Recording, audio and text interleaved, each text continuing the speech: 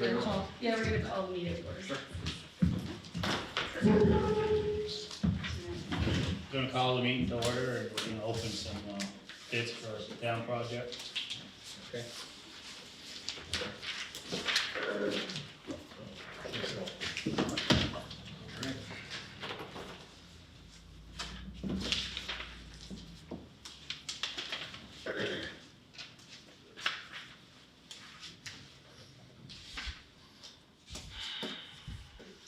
All right, so I go through the same process every time for each town I work with. We'll basically peel them open here. I've got I'll record who submitted bids, make sure they acknowledge addenda, have a bid bond or bid security in, make sure they signed it, record their bid results.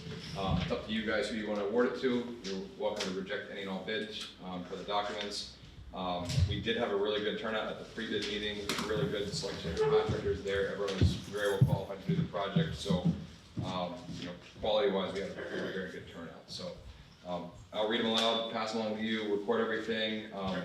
We are, I think we talked about it last time, kind of in a tight window, being mid-April, with a box this size. I think will be beneficial to put someone under contract sooner rather than later. If you guys are ready to sign, just get that box ordered. It will take several months to get it fabbed up, cured up, and ready for shipment to you guys. So your time is a little tight on this one. So if everything looks squared away today, I do have a blank contract with me. If you guys are ready to sign it, if not, bids are valid for 30 days. So you guys are welcome to deliver it at the next meeting if you feel the need. But you're also good to sign it tonight if you feel okay with it. So that being said. Yeah, if you don't mind, just sometimes they epoxy these things shut just to watch me squirm, so let you fight with it. Is that personal good hue? Yep. First up, Good Hue Excavation. They were at the pre-bid meeting.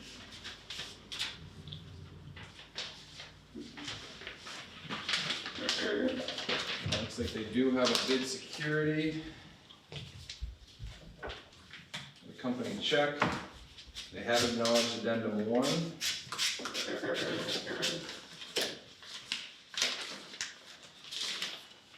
Their bid is all signed up. And they've got a total bid price of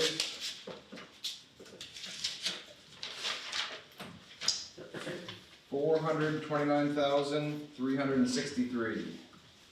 No cents. 429,363 and no cents. I do tally all these up at the. I'll send you guys the bid tabulation, bid check, just so you have it for the record. That's Good Hue at 429,363.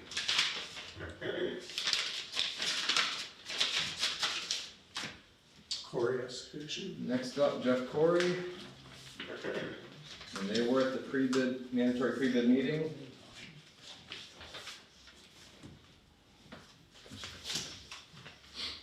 Got torn off here. Oh. Thanks, Steve. I think he put it in the envelope, right? They did acknowledge the addenda. It is signed, and they do have a bid security. They've got a total bid price of $413,500. $413,500.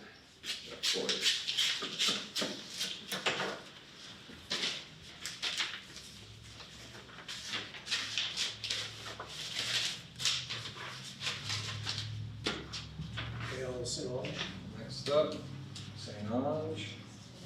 They were also at the mandatory pre-bid meeting. They have a bid bond they've submitted at 5%.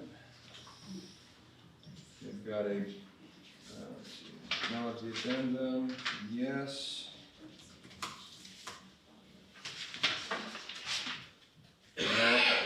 All signed up, and they've got a total bid price of $693,360.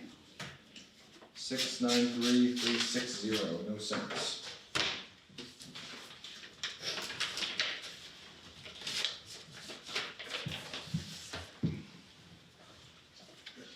MSI Trucking. MSI, they were also at the pre-bid meeting.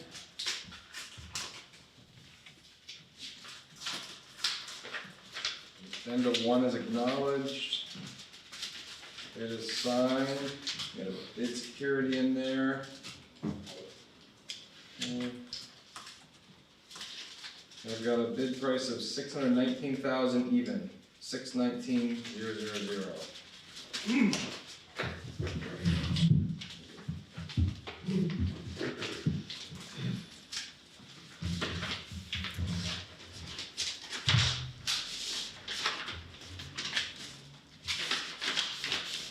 Pigeon Brothers Excavating. Next up, shall we pigeon? They were at the pre-bid meeting. Agenda 1 is acknowledged. It is signed. We have an insurance cert. Doesn't have a bid security. $435,878.50. 435,878.50.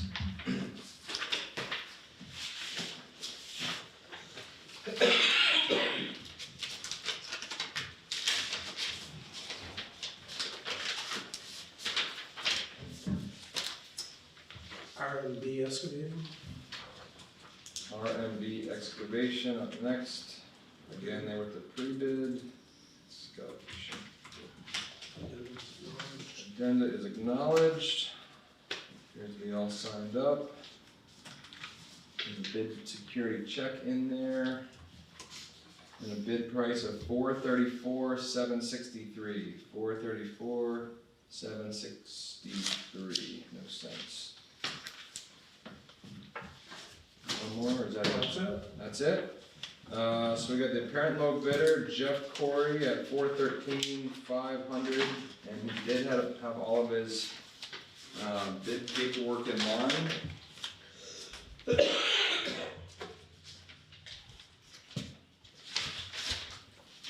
I think he's done a couple, he's done the last one for you too, right? Check his bid map.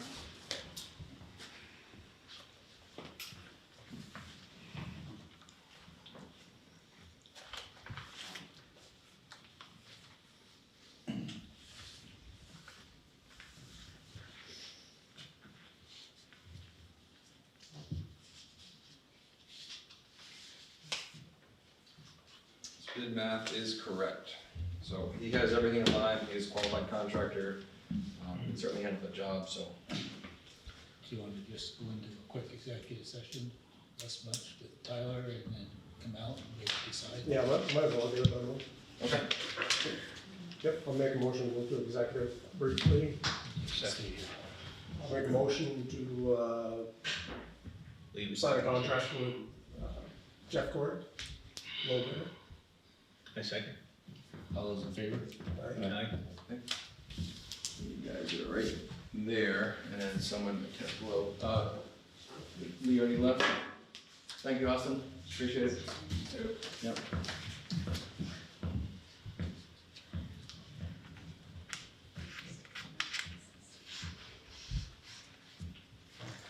Thompson, Tom. That's contractor on that side. Need some tape? Okay, the one you sliced, You want Tom's side? I don't care. anyone can sign it, it doesn't. Two stars, so, yeah.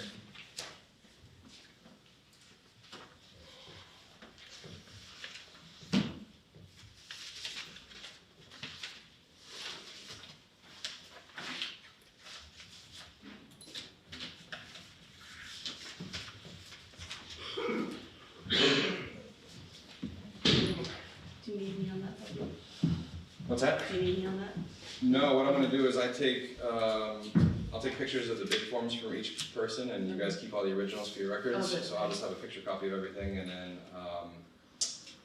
assuming Jeff signs it soon, I'll compile the entire contract and get you guys a finalized copy. He'll have a finalized copy, I'll have one, so all three of us are on the same page. Then he can go out with that signed contract, he can go out to, get his box ordered up. And Jim Barlow already approved the contract pre-bid process. So we should be all set after a couple copies, and then we'll be The way I usually do it is I don't start the clock on the actual construction until we get out there. Basically, he's got the rest of the spring, early summer to order up the box, but his on-site clock doesn't start until he actually gets here, which is only fair. Okay, thank you, board. Thank you very much. Thanks. Thank you.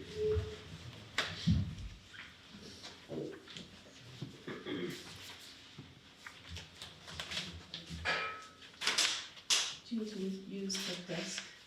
No, I can just sit in this back Okay. table there, I just made a couple copies. I'll put this back up in a second. Okay. Thank you. So Gretchen, Yep, Julie, Gretchen and Julie.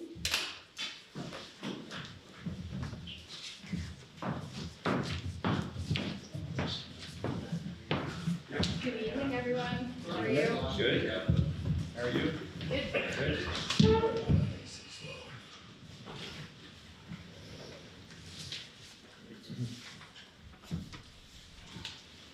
So we're back to talk about, Julie and I are back to talk about the interim parking opportunity at the community center for the Memorial Valley Rail Trail. So we wanted to come back and update you on some details for the project, which, with some clarifications as well. And we also I have a memo that has some information so that you can take it home and just digest it. And I'll review that. I'll give her. Yeah. And I'm gonna be reviewing with you right now some of the content of this. Some of it is answering some questions that were addressed or asked at the last time we were here.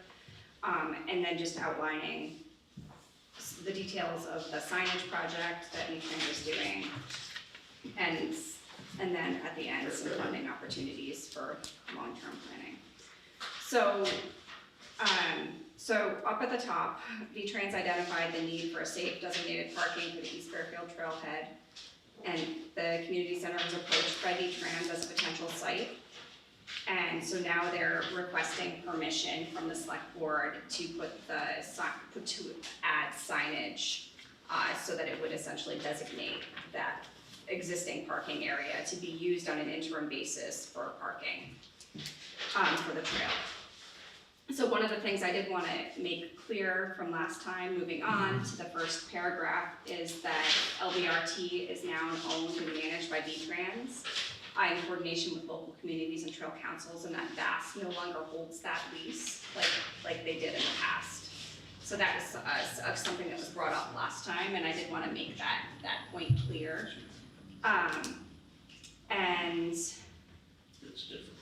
And so one of the things that they're doing is, I also wanted to point out, because this was brought up, sort of the relationship between communities and the Vermont Agency of Transportation as they are building out the trail, that it is a priority for the state, and they've set aside a lot of money. This is coming from V-Trans, to fund the construction of the trail, and then the sort of ongoing maintenance of the trail into the future, for, like resurfacing and things like that. So what they are committed to doing is working and supporting communities in adding trailhead amenities like signage or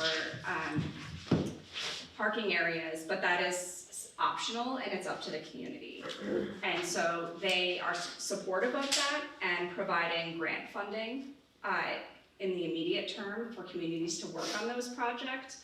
But it's something that communities need to take the initiative to do, and then also communities need to maintain that any of those amenities that would be installed.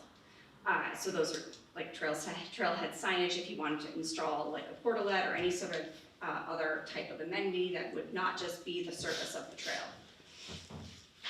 And that is regardless of whether it's located on town property, private property, or on AOT, like right of way. That is just some background on sort of the relationship between AOT and communities as they're working on building out this trail. The AOT is doing the trail, any trailhead amenities would be the community's responsibility, and then there's grant funding.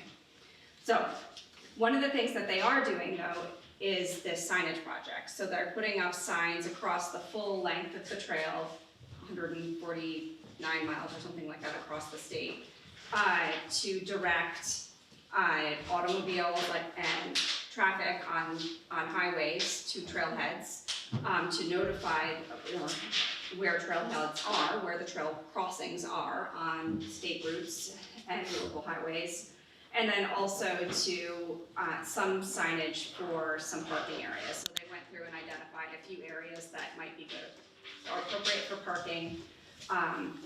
And they're gonna be putting some signage as part of that project to designate those parking areas. That is just signage, so that's the LVRT 14 signage project. It's being built out this spring. It's just signage, and that's one clarification that we wanted to make. From the last meeting, I was just coming up to speed on the project, and there was a drawing that was looking at some potential future improvements that could be made to the community center parking lot. But that is not part of the LVRT 14 signage project. There's no physical improvements to the parking lot currently being proposed. It's just signage. So it would be, I think they're looking at a sign on the northeast corner of School Street. Should you decide to allow this interim parking, this is optional. You make the decision to allow this. If you allow it, they will install the signage. Sign on the corner of northeast corner of School Street at the entrance off of Mill Street. Everyone with me there? To say this is a parking area interim parking area for the trailhead, and then there would be some wayfinding signage for pedestrians to be routed to where the actual trail is, down School Street onto 36. And then, so one thing that the community center has spoken with V-Trans about is that if this were to be designated as the interim trailhead, that trailers should be prohibited from using the parking lot, because there's just not enough space for that. So like horse trailers, because it is used every now and then for horse trailers, or if it were winter, snowmobile trailers. Would that be on the signage, no trailers? Yes, there will be signage that would say no trailers, yeah. So I think those are the main things. Towards the bottom of the page, we've got some project details, trailer and group tour park, so no trailers. Maintenance and liability, that's something that we've got, spoke with V-Trans about. I think Kathy's done some additional research on. Do you want to speak to that? Sure, I looked into our current policy, and every property that's owned by Fairfield, our current policy covers the parking spaces and the parking lots adjacent to the actual entity. So we currently cover those parking spaces. Yeah. And I'm pretty sure V-Trans mentioned that they're actually not interested as an entity to cover those parking spaces in any municipality. So even if there's additional. Even if there's additional parking, We're covered. we're covered. Yeah. Because it's our parking lot. And what about maintenance? What about plowing snow? The parking lot is already maintained by the town. Okay. So it would continue to be maintained by the town as you choose, Yeah, okay. as you would normally do. That's correct, right? Yeah. Correct. Yeah, it's not going to be maintained by Yeah. V-Trans. So maintenance is something that they want the communities to take on for these trailhead amenities. And so this is unique in the sense that it's part of the signage project, but it's still no different. So again, going back to sort of a summary of what the intent of tonight is, or the directive for tonight is. AOT is looking for your approval, or requesting your approval to have the Fairfield Community Center parking lot be designated as an interim rail trail parking lot. And you're good with that, Julie? It's not gonna take away from. Yep, no, I did get in touch with board members there. Yeah, they are approving the interim use. Yeah. But I think if we participate in any of the studies, scoping studies, that maybe, the position would change if the responsibility is greater or. I was thinking of ball games and stuff, if we Right. didn't have enough parking to start with, but. Yeah, I don't think there'll No. be too much conflict, and I think those special events, I think we'll have to do some cones or some of our own signage. Is there, if this doesn't work out at the end of baseball season or summer or whatever, is there a way to remove the signage and Yeah, back out? Yeah. yeah, you can Yeah. back out of it. Yep, and you remove the signage. And if you decided that you wanted to hold off and say no, the signage is being made, but they'll just store it. This is completely up to the town, Yeah. and they're completely comfortable with you saying, we're not comfortable with this. So I do wanna make that clear. They had originally identified a few other locations in East Fairfield, like Stones and I think the fire station, that just didn't seem appropriate. And so this was identified as a more appropriate place for this type of use, the community center was, I mean. Yeah, I So- don't think the front of the fire station is No. because people will, Or- I mean, they will definitely block the driveway. Right, so I'm not sure how what decision was made, but, Jackie called that out and was like, hey, maybe there's another location that's more appropriate, and so if it, it would be, this is one of the only not every community has the trail crossing a village center, so I think that there's, East Fairfield is special because of that. They have, right in that small village center that it is, there's a trail crossing, so there's opportunity there to create space for community members and visitors to make use of the trail. Would they, V-Tran put up designated parking posts like for trailhead parking, to make them, So for they're this, scattered all over the parking lot? right, so right Right. now, they're just putting signage up, but speaking to the fact that right now the parking lot already has some capacity issues certain times of the year, and I think that there could be a better solution for parking for the rail trail. There's an opportunity to apply for a grant for a scoping study to study that and say, what are the options? What are the different alternatives available for parking for the Lamoille Valley Rail Trail in East Fairfield? You could look at parking, you could look at potentially the property where the building next to the trail entrance is located. And then also if there were any other pedestrian improvements that could be made to make the area more walkable, like are there gaps in the sidewalk infrastructure or things like that. So those grants are coming up in the fall. I think there's some state funds that would have a lower match that are still in the legislature right now, so we're still watching those because we talked about this last time. A lower match would obviously be nice. So I think, but that's something that you can consider and I think there's a good opportunity to look at, what is the best place to put parking for the rail trail. You have an interim parking space if you should approve it at the community center, but let's take a broader look at the area and say, what is the best permanent solution for parking and what other improvements might be made. These grants fund scoping studies and construction, so they would be able to, you could do a phase, right, apply first for scoping, which would identify the project, and then the second. Well, how about I start with one motion that says, Yeah. a motion to, a interim parking space at the community center. Would you add to that motion, permission for the state to put signs on town To property? include permission to put Signage. signage for said parking. And this interim is a year or? There's no time limit on the interim parking. It would, unless you wanna put it there. I would recommend not putting interim, and you could ask for the signage to be removed if it's not working for you. And Yeah, that's, the portalets, that's not a necessity. Not right now, no. If that's something that you wanna look into, that would be part of future planning. Right now, it's just a signage project. So there's a motion and seconded. Yeah. All those in favor or any other discussion? All those in favor? Yeah, thanks. That's all that needs to be decided on tonight, and if you wanna talk more about the scoping study options, opportunities, I'm happy to talk with you more about that. When the grants come out. Right, keep Yeah, we're it off the interested. limits. Yeah, awesome, thank you. thanks.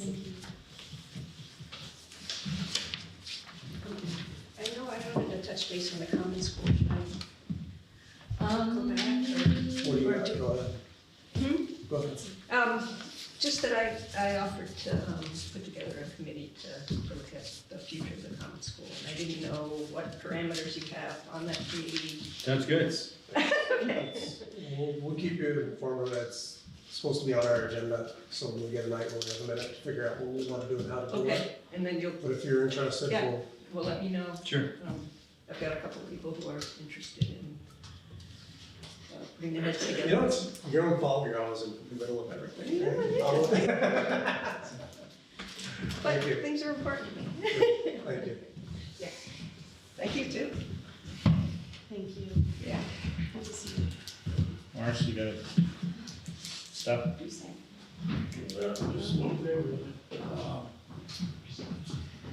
On our chloride, we got a call today from Rick Lawrence. The price this year is $1.15 a gallon. $1.06 last year. $1.15. Yep. Same company, Yes, Gorham. better than the state's project. What's Didn't that? they have a state project too or something? Gorham? Wow, didn't they used to have a Yeah, stainless salt, but yeah, these guys generally beat them. yeah. Well, you 6% less this year. Very good. We're okay to go with that. Need it. Yes, we'll give them a call tomorrow, we'll know. Are they the only company that does that? No, their name, anyway, they're $1.21. The other ones? In.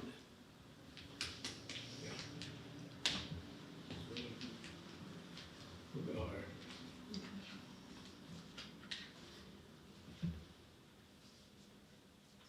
That's all I got. Very good. Thank you. Thank you. Thanks, Ron. Roads look good, by the way. Getting better. Yep, there. As soon as the frost gets out. Fish going. So Mo and I did talk a little bit about the paving is really this year. Mo had told me that paving is all really gonna be focused on the Chester A. Arthur Road. So even if we're hoping to get the grant, but the rest of the funding will go toward that too. And there's, Grant from the state, right? Yeah. Yeah. and then, who's the other? Plus our regular budget, 150. I think that's all we talked about though. Mm-hmm.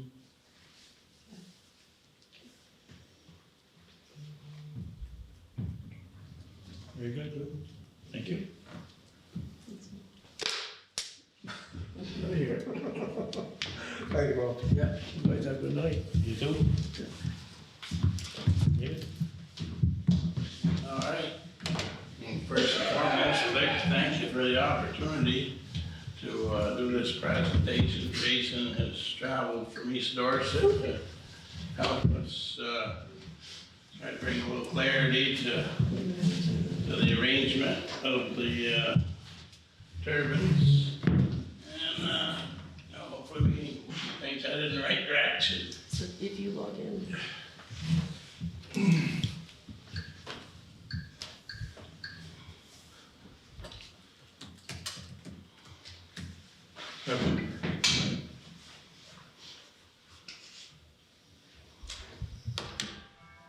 Okay. Hey, thank you very much for us an opportunity to make a presentation and discuss this.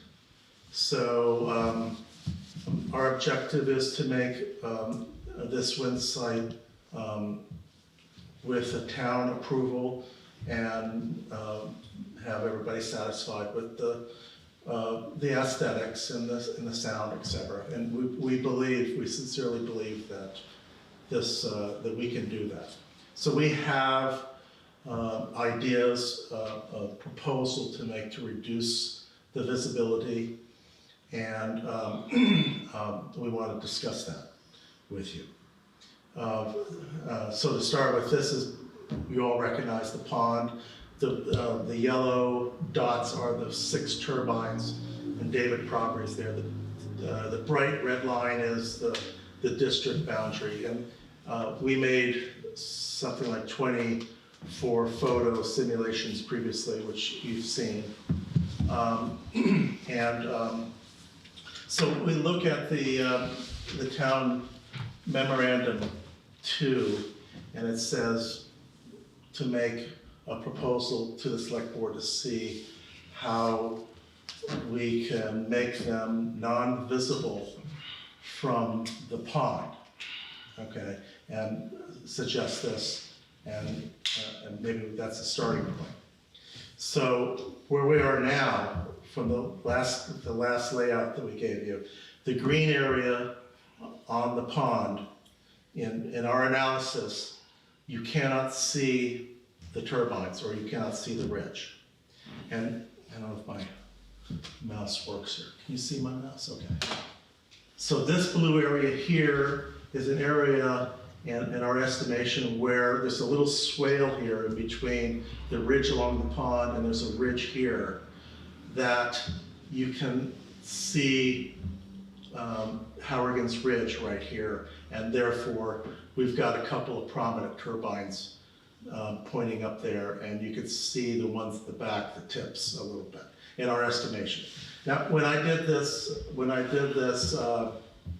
analysis, we did this in an informal basis. We have not done the final photos. In order to really do this in a precision way, I have to get up there on top of the mountain with precision surveying drone to get the exact line of sight. But so this is an estimate of what we think we can do. So the question is, now you've seen some of these photos, for example. What's the difference between the dark green and the light green? Oh, okay. Any difference? This green here, Yeah, and then there's the light. if you're in the green area, you can't see the turbines. But the light green? This blue area. No, down at the bottom. Oh, that's sediment or something. Okay, so So, it's still dark. It's The still only green. place Okay. on the pond, if you're on a boat, that you could see the turbines would be in this blue area. And that's photo 12. You can't see it from 13 unless you're up on the bluff, but if you're on the water's edge or on the pond, you can't see the ridge. So it depends how high you are. FP15 you can see it, but FP16 down on the water's edge, you can't see the turbines. So this is the pond right here. I don't know if you recall any of these photos, but I brought them with me if you want to see any of these in detail. This is the beach, and you can't see the turbines from the beach. Anything on the east coast, all these turbines, 1 through 9, I think, they're all blocked by the tree line and the bridge along the edge of the pond here, so they can't see the ridge. So the only place that right now, there's only, of all of these photos on the pond, there's only 2 that you could see, FP12 and FP15, that you can see the turbines, and it's only a portion of the turbines. There's just the top half. You can't see all 6 turbines. So it's a question of what's acceptable, how much will you allow us to show? If they would just put tips above the branches, will anybody really notice that? So that's the question we want to ask. If you look at, okay, now I want to show you some photos of actual turbines. These are not photo simulation. And you can see my truck mirror here. That's a turbine right there that's 8,500 feet away. Our turbine. You can see it, of course, right? I'm gonna help you because I'm gonna blow in. It's right there. This is the distance we're talking about.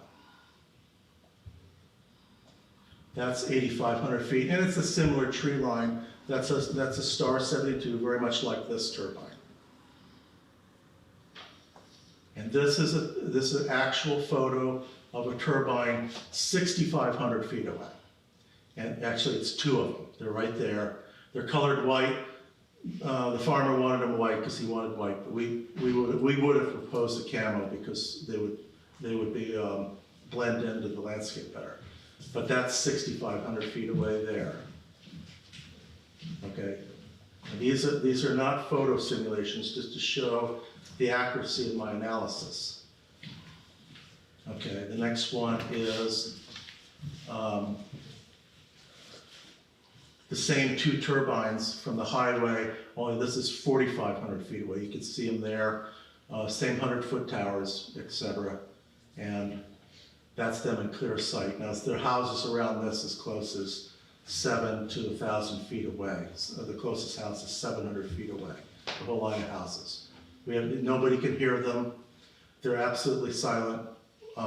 That's how we designed the turbines. They're made to meet the sound ordinance at 200 feet. At 500 feet, they're effectively silent. If you have any trees nearby, the trees drown out the noise. Here's another, I'll just show you one more. This is another one, 8,500 feet away. It's right there. That little white dot, that's 8,500 feet away.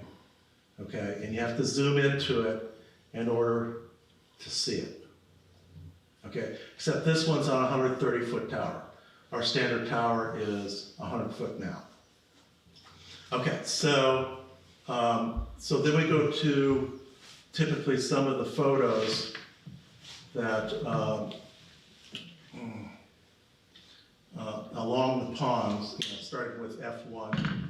These, typically along the east shore, you cannot see the ridge because you can't see through the trees. You can see Hourigan's Ridge is right there. It's impossible on any season to see the turbines. So I mean, they're all pretty much the same situation. This is Bloody Rock Road.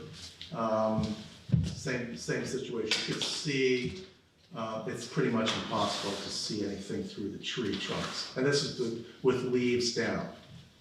And then the next one, of course, this is Simmons Road, and I'm not so sure what that one is, but the same situation, you can't see the ridge.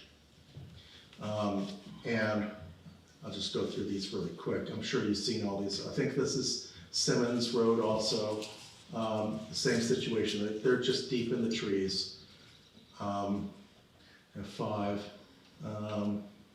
Same situation as we go down that road, going north along the shore. And this is the end of the road. The same thing. The turbines would be right about there. Okay, so you can't hear them. Nobody's going to hear these turbines off the property. Everybody's just too far away. Here is White Camp Road. White Camp Road. Okay, there's David holding a scaling reference.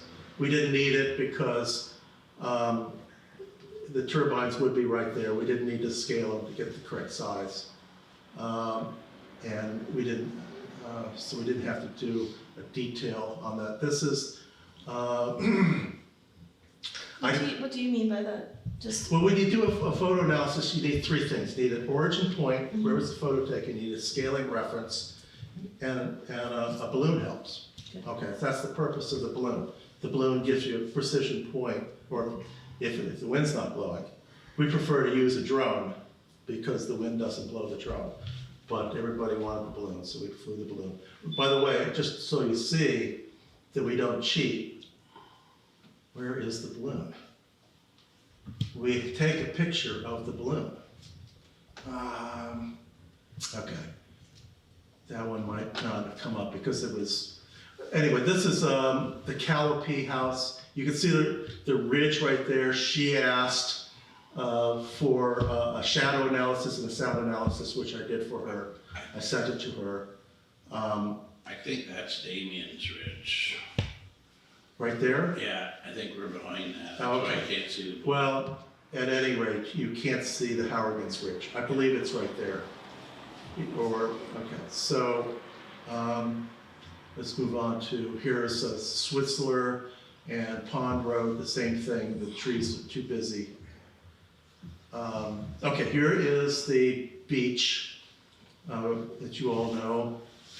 The ridge is over behind this ridge, so you cannot see the ridge or the turbines from the beach. So we're hitting pretty good here as far as being non-visible to most of the pond. Let's see, the next one is FP11. This was on top of Mackenzie Road. It's one of the high points, and still the top of the trees. That's the ridge right there. Basically cover it.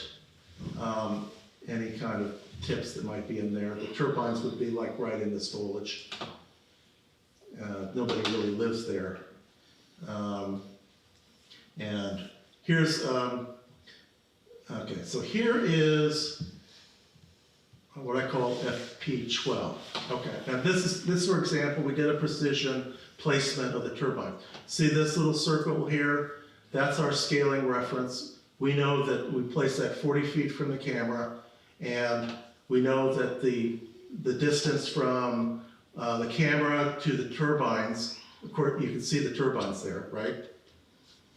Okay. I'm gonna have to blow it up because you can't see the turbines. 7,900 feet away, we know that the turbine fits in this little circle. And that's how you know a precision how big the diameter of the turbine is. And I'm gonna show you the balloon and the turbines. Okay, as we zoom in. And there they are. See that little black dot? That's the balloon. So we're not cheating here. That's that is the layout, the latest layout we have. That's the photo you received. That's our present layout, and then I'm going to show you what our proposal is by moving the turbines. This is the hardest view of everything that we have to fix. This is Lahu. How do you pronounce that? Lahu Road? Yeah, Layhew. Layhew Road, and that has that swale in the ridge. Okay, so right now we have the 6 turbines in yellow, and we're proposing to move them east, as you suggested in your letter, to try to reduce the visibility.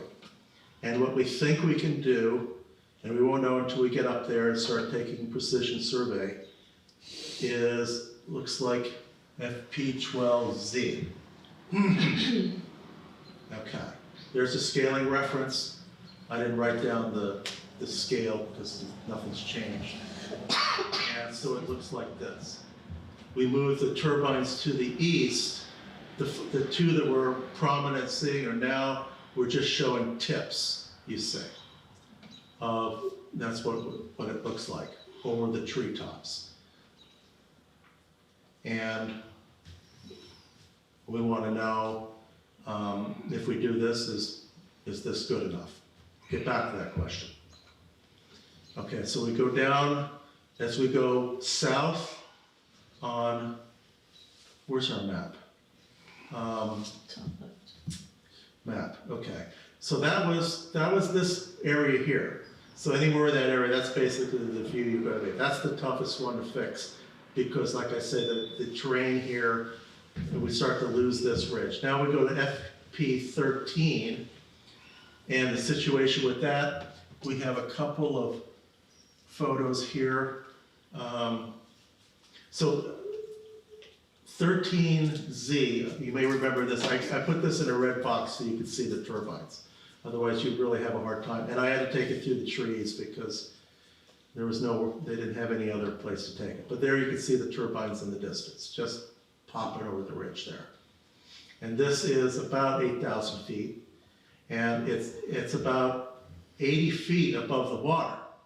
So what we do is we go down to the water's edge and took the photo, and this is what you see. So the turbines disappear because the trees along the ridge of the eastern ridge are high enough. You can even see the ridge, Howard's Ridge there, enough to cover and camo the turbines. So on the water, we can make them non-visible. So then we move on to the next photo down, it's FP14. There's David with a scaling reference. We didn't need it because it's the same situation. The trees along the pond are high enough to hide the turbines. You could just start to see the bridge start popping up there, maybe. It's hard to say. Here again, until we get our precision drone up there, it's hard to say. The problem with the balloon is, it has a feature to it that if the wind blows, it blows the balloon over. So we have we prefer using the drone to get a real accurate. We can also take pictures from up there down to verify. Where are we? Okay, so then we go to FP15. From here, this is 80 feet, 100 feet above the ridge. This is our original site layout. And you can see the turbines over the ridge. But if you go down to the water, you can't see the turbines. So we have this photo here, which basically is on the water's edge, and the trees will cover that ridge. You can't see the turbines from the water. And if we push the turbines back, I don't know that I have a proposal for that one. I haven't done that simulation. Oh, wait a minute, so here's A2. Here's a simulation of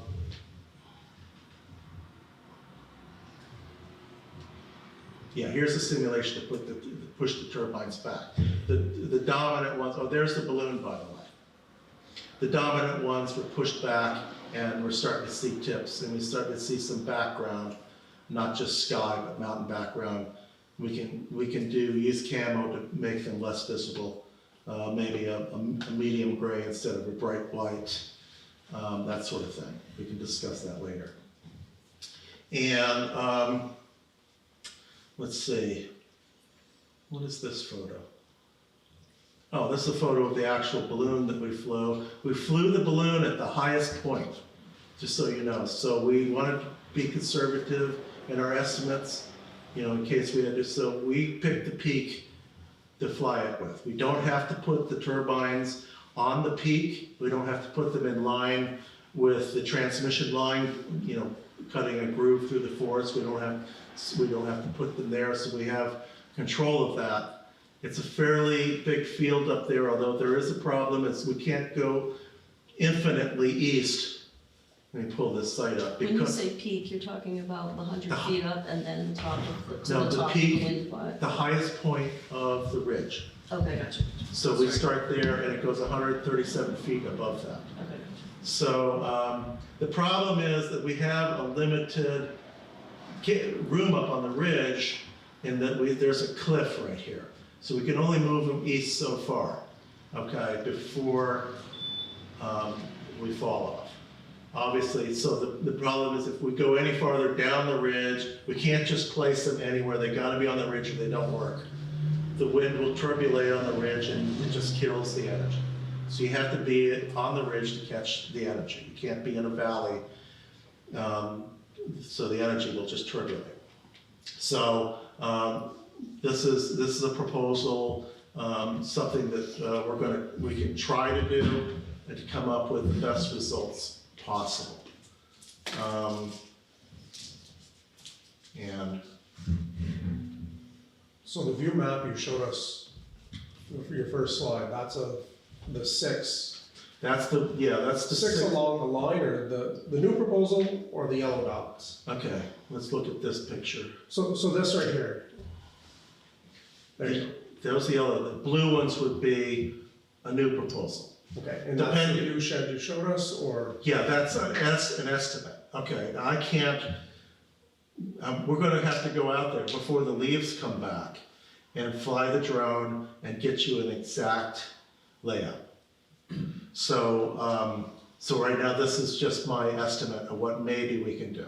And I have to go out there and see the terrain and make sure that we can put a foundation there. I'm gonna fly the drone, for example, at this point, and I can set the drone to 137 feet AGL. It's very accurate, and it has a camera on it.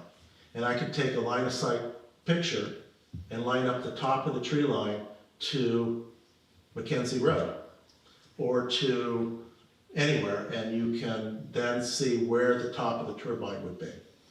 So until I do that, this is an estimate. So we know we can move them east, and we know it will get better if we do that. And we're pretty good as it is, because what I'm saying is, per your request, come up with a proposal to make them non-visible from the pond. We're almost there. 85% of the pond, you cannot see the turbines as it is. So we're almost there. So your new proposal, you wouldn't be able to see them at all from the pond? We're gonna try. I can't say it until I get up there, but I'm gonna try to, like I say, maybe you'll see some tips over the trees, but, you know, and in all honesty, my estimation, nobody's gonna notice that. That's gonna be such minimal impact. That at that distance, at 8,000 feet. And I welcome you to go to see the turbines. I just showed you the picture. You could see how much sound they make and what they look like at a distance, okay?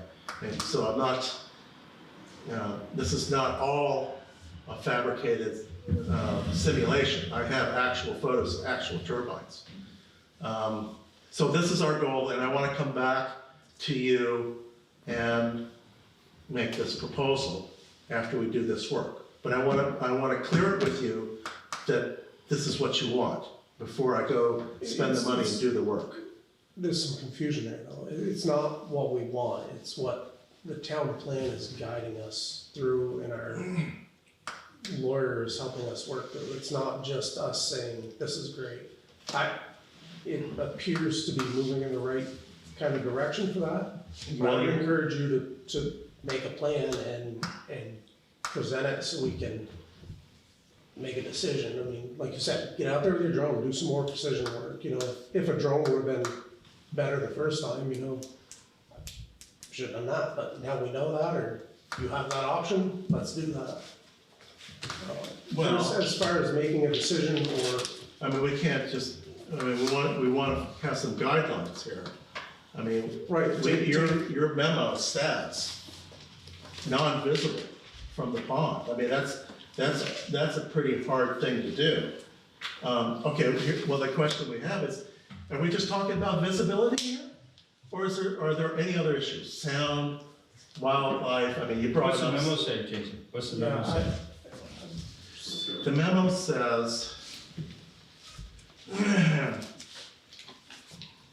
Well, I'll help you. The memo is all scenic beauty as called by the town plan. So that's the only. and we're being very middle of Wait the a minute. road, very open. that's not the passage I was looking at.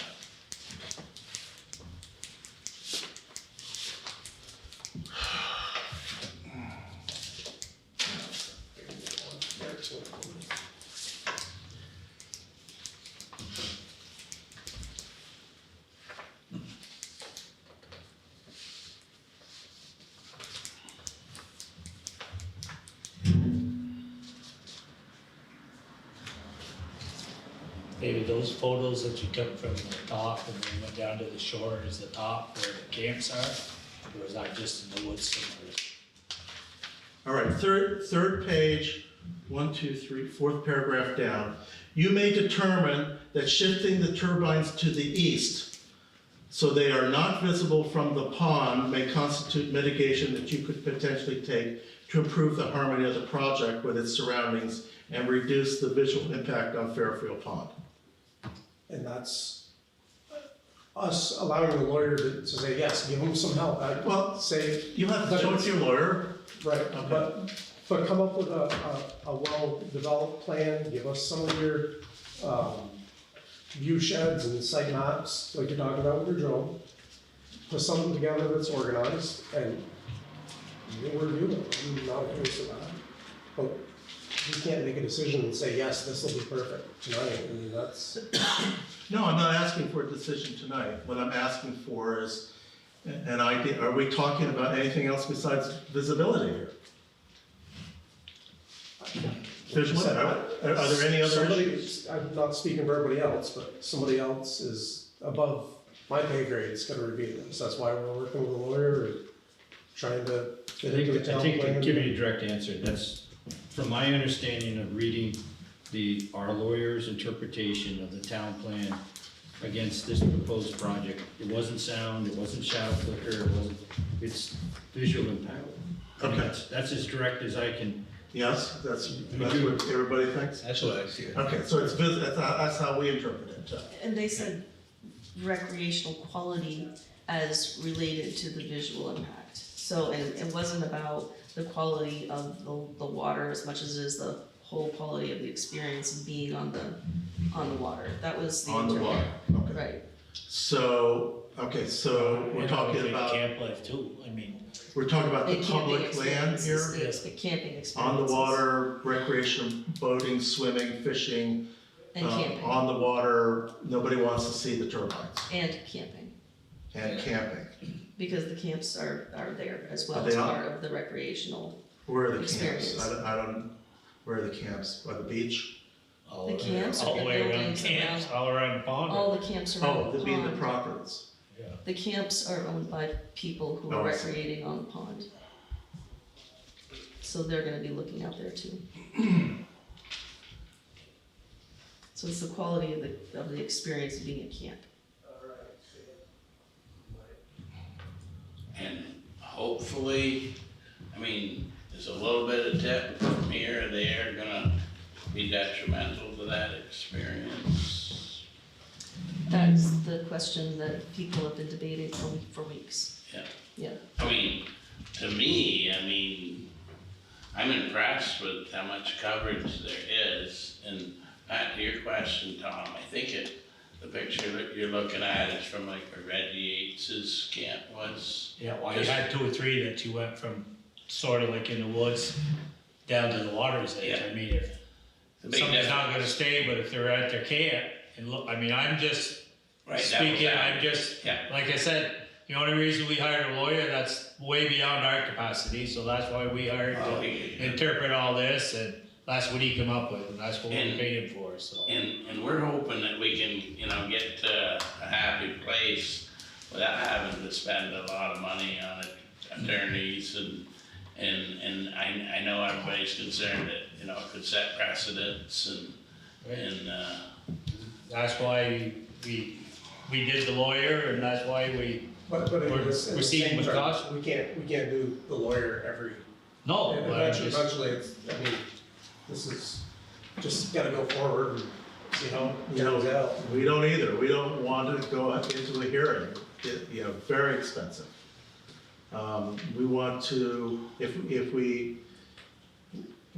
we're allowed to request a mediator from the PUC. We're gonna file our 45-day notice again. We got 5 months left to do this. They've given us time to work out something with you, with the town. And would you be amenable or agreeable to have a PUC mediator come here and help us with these things? It's a great predecessor to avoid a hearing. Before we go to that, I appreciate your presentation. It's a lot more helpful than it was on Zoom, and that's not a slight to you, it's just the technology. The only thing just a couple minor points is that I made the trip to see your turbines in West Addison. The difference from the photos that you presented, the West Addison are on a flat plane. I mean, it's right on a flat plane. This is on a ridge line. You yourself said, if I move them off the ridge line, they're on a ridge line, and you can see the pond from the ridge line. So it's kind of an apples and oranges from an aesthetic impact. In your own words, they're on a ridge line. So that's one. I am curious, in your East Dorset 2 turbines, you just submitted a proposal to the PUC to upgrade from 25 kilowatts to 45 kilowatts. Okay, so that's, No, I didn't. what, you didn't propose to put a bigger turbine? I was curious. Okay. No, I didn't. Okay, I noticed that you can have a 25 kilowatt or 45 on a 100-foot tower, and I was, as a curiosity, wondering, I wonder why you have 6 25 kilowatts, when for lower cost, you could put 3 45 kilowatts. Now, there's probably a technical reason for that. Yes, there is. Okay, Okay, and the reason is, a 25 kilowatt and low to moderate wind makes the same energy as a 40 kilowatt. If you have really high wind in Oklahoma or Nebraska or something, I have a 40 kilowatt turbine that we're developing for inland. It's modular, I can add on, different generators on. But if you're in Vermont, this is not a high wind area. Okay, so we tune the turbines for low to moderate winds, reduce the cost, because generators are expensive. And the main thing in Vermont is we design the turbines to be silent. It's the main thing. The rule 5.700 allows us to make 42 decibels of sound at 100 feet outside a residence. We can do that according to our data at 200 feet. So no other turbine can do that. We designed it specially for Vermont. Now, to answer your question about, I don't know what our shop has to do with this permit, but we have I just asked, I don't need to. We have a 45 kilowatt permit already at the shop.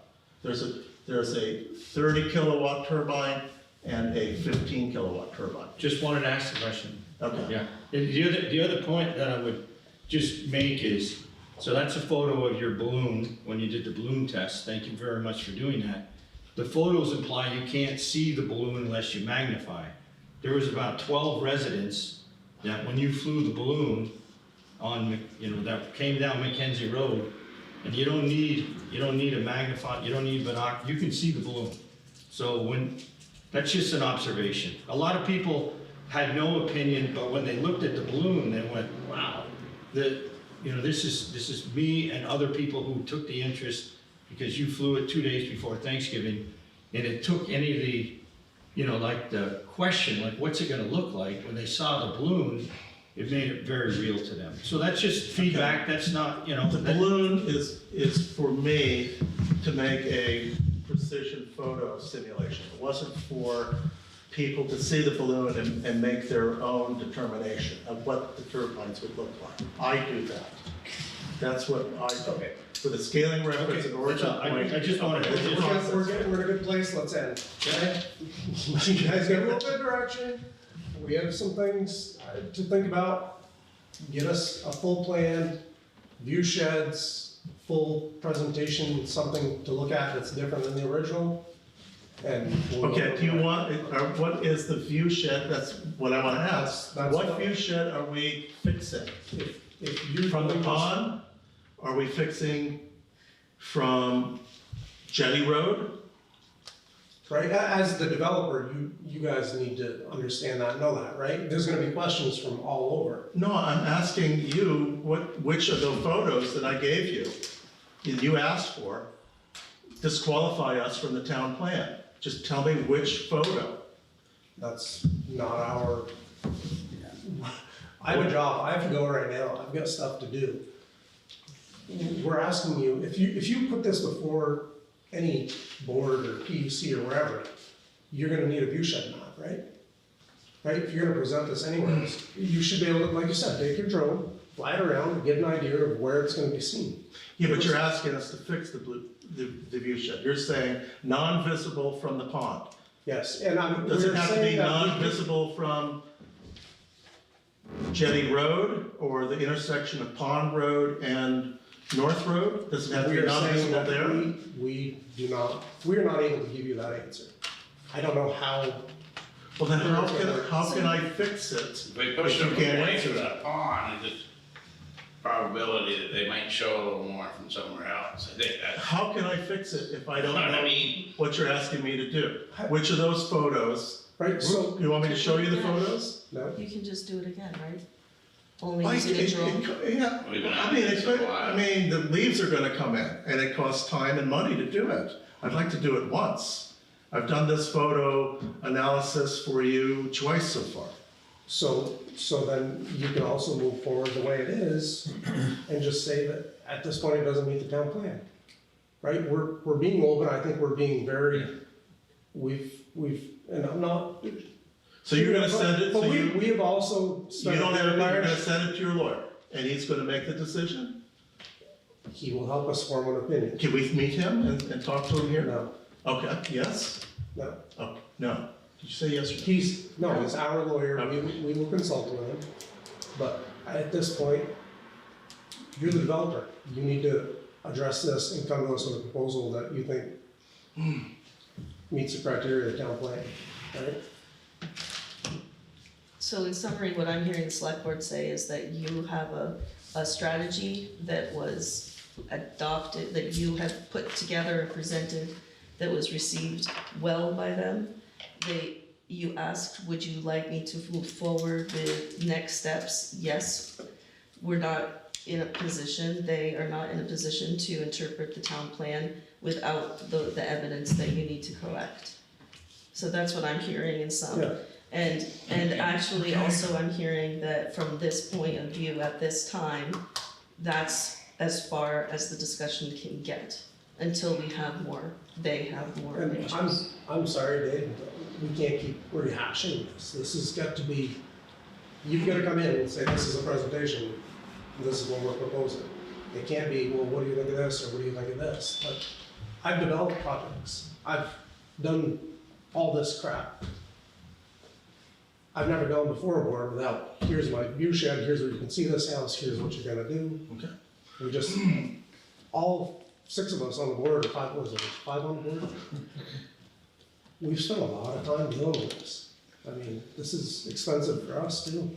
Okay, well, we'll do the best we can. Right, Okay. I mean, that's all we're asking, and Yeah. I mean, my personal, or my thought is not only on the water, but I think people in the camps don't wanna see it. I mean, that's where they're gonna spend, you know, maybe not half, but. Don't wanna see 10 feet of one taking them up a tree once in a while. Thank you for making the trip Two on, days. it's much easier that way. I'm sorry. I mean, I'm just going from, you know, I hear you, but I mean, it's very rare that the weather's good enough to see that far. right, well, I'm just, right, I mean, but, you know, 100's invisible is just so tall order. yeah, I mean, we'll do the best we can to plan it's it all, and and. See what they- But, you know, this is uncharted territory for us, I mean. stay with us. What is charted is that the experience of camp, for the people who have had 10 generations of individuals camping here, has been to be separate from the experience they may have outside of camp. And that means, for a lot of people, not seeing television, not seeing industry, not seeing anything that has to do with being away, it's like a place where you come away from the experience that you have otherwise. So I think the reason why there's so much public outcry is because those 10 generations of experience of being away has been confronted. It's a cultural, instinctual, protective response to their experience. It's everybody. So the fact that you're doing this is going in the right direction, but I just wanna make that point that the experience of camp is not just seeing, it's about being, and that's why it's Okay, hard. so That's why it's what hard. I'm hearing again and again, we're talking about the camp, we're talking about the pond. And we're Camping not talking about experience. Pond Road or North Road. The recreational Those are not experience. recreational areas. The recreational experience of Right, being you're at the camp. focusing on the camps and around the pond, and we get that. Okay, all right. I mean, All right, we'll do the best we can. We'll go out and see what we can do. Thank you. yes, thank you for the opportunity, and like that, I really appreciate Jason coming to do this presentation because he's had more experience with this than we have. And, like that, there's a lot of pluses to this project that seems like nobody wants to talk about. So you're gonna move them east over to the tree line? Well, yeah, that's, what it looks like our best option.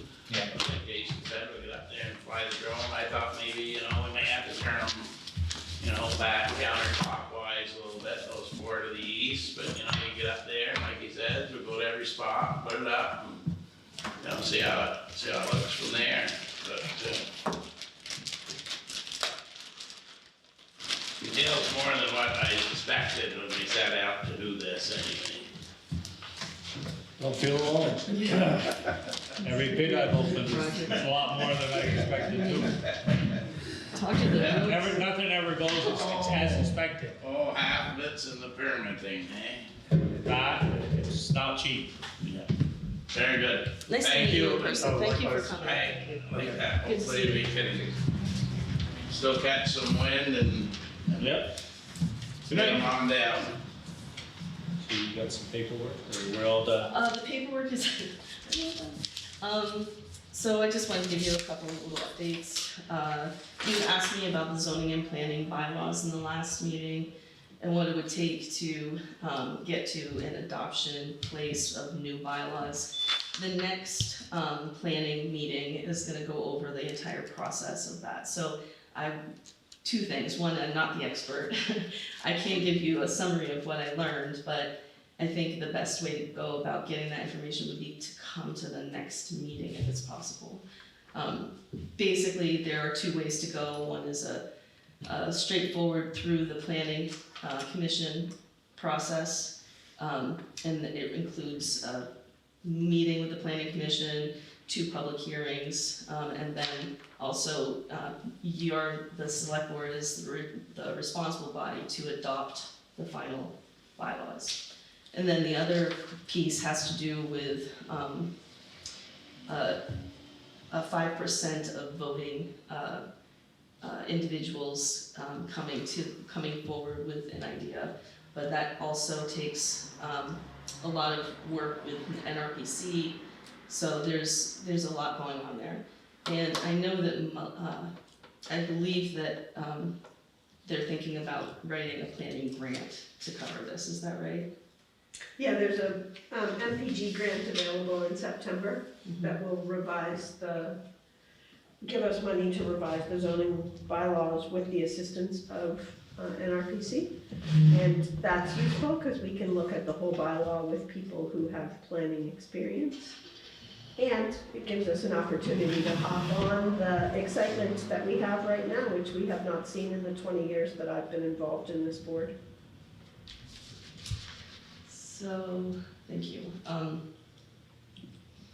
Let's see, the bridge on Parity Road, we received plans that have been formulated by the state that are in line with what the select board agreed to last year.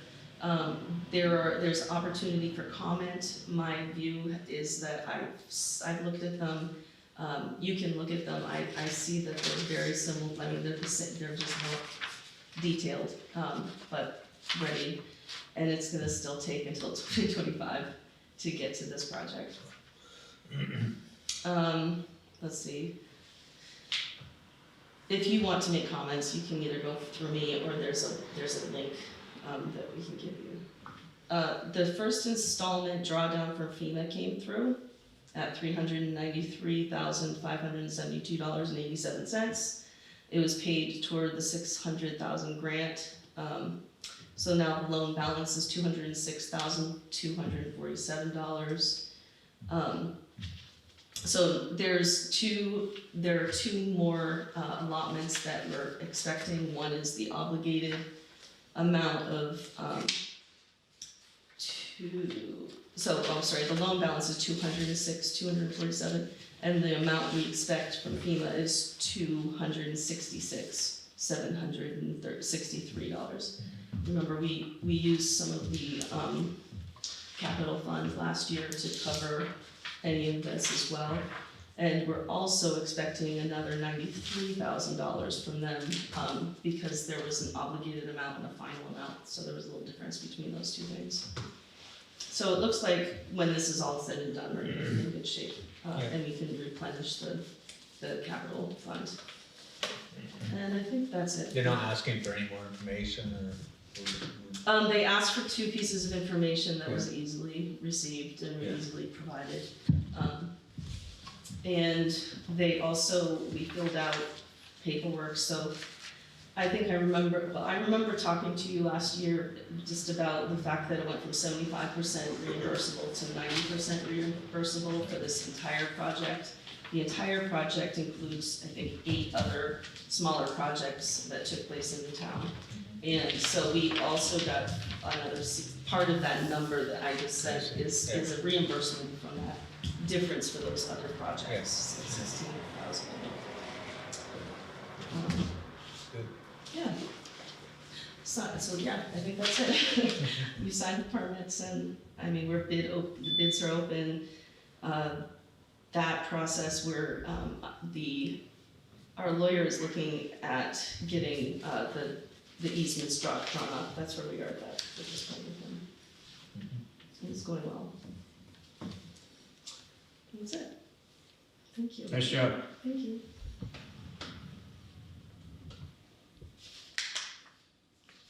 I make a motion that we approve the minutes of 27 March. Got a change? I wasn't in attendance. Okay, with the change of eliminating Ron's attendance.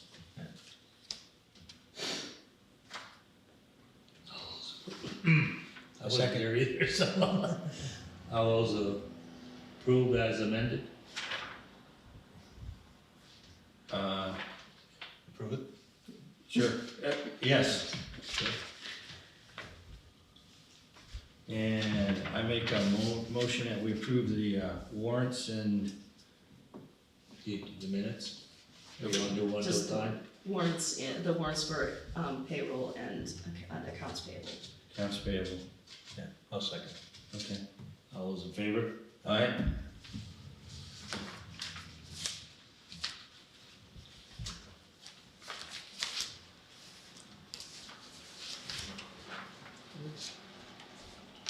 Melissa, to change that, we'd have to go through Orange, right, Gretchen's, To change what? to change those rules, or, Nope. we can do it ourselves, or Yeah, absolutely. Wouldn't we need their help? I would Or recommend guidance. their help because in order Didn't we to. talk about that a couple meetings ago, to getting there? Yeah, we talked, Greta talked about the municipal planning grant that's available to help a comprehensive revision. If this group of interested individuals wants to make specific changes and they get a vote or they get a petition of 5% of the voting public, they can bring that to you and force a public meeting to change just the specific bylaws that they are interested in, and we would have to have a vote about that. I have recommended to them that we make it comprehensive because, well, they're specifically concerned about this one project and PUDs in general.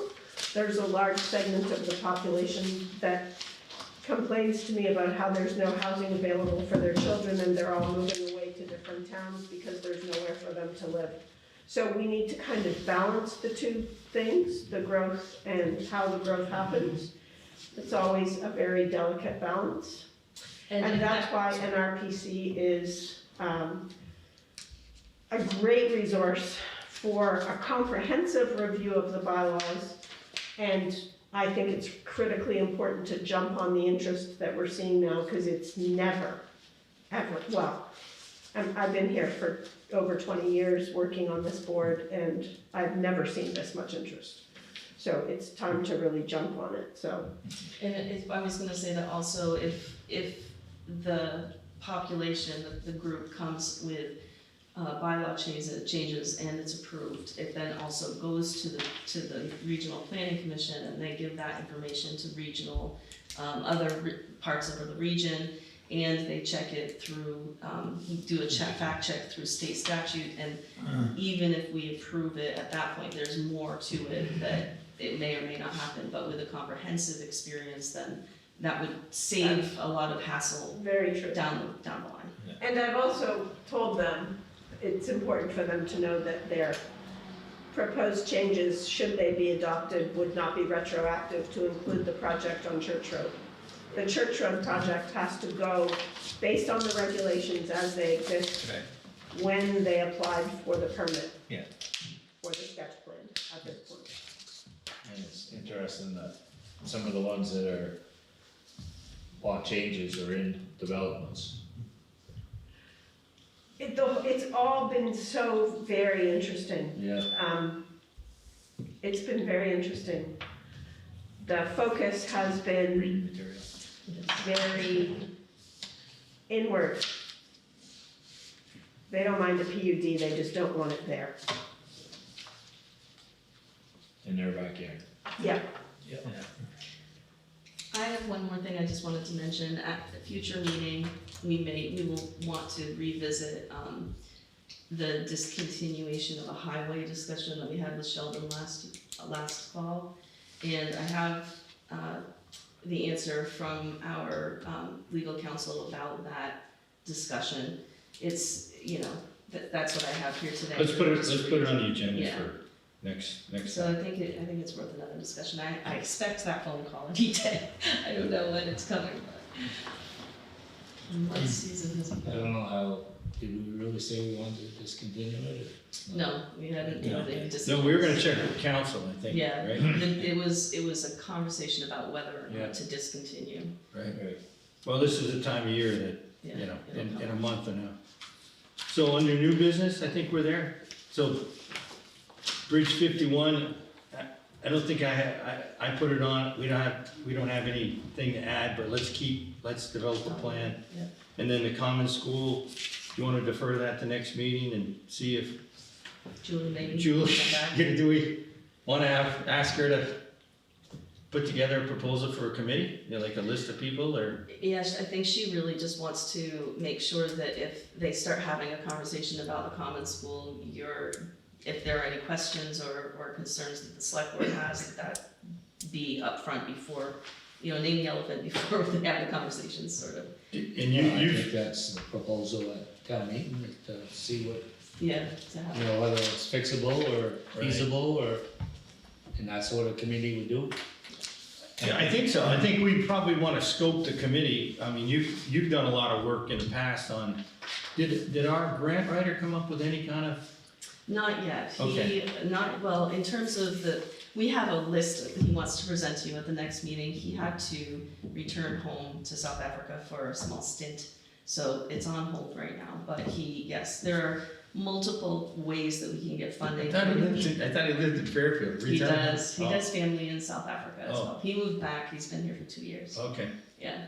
Well, could you prepare a draft, like task for a common school committee, like just Oh, sure. for our review? What I don't think, from my remembering of that discussion, the select board had not wanted to do a big visioning process. I think what the select board was requesting was a practical analysis of what it would take to fix this common school and whether or not that's what is Feasible. wanted. I think that's fair. Feasible. Yeah, I think that's fair. Yeah. Yeah, So- We could see what Julie's list was, people, sure. or who was interested. You wanna see some hard facts on cost and going forward. you Yeah. know. Yeah, and I don't think they'd have that, but she could have her list of them. Right. Committee members. Oh, yeah. No, I mean after the committee's done. Yeah, Once right. the- Yeah. Yeah, there's, If there's nothing else, I got a motion. I'd like to move that we go into executive session to discuss a legal matter. to include anybody? You? Me? It won't take long. There was a question that was raised in public session that I have a legal answer to that I'd like to share with the board. I'll second that. And we're done break, so we could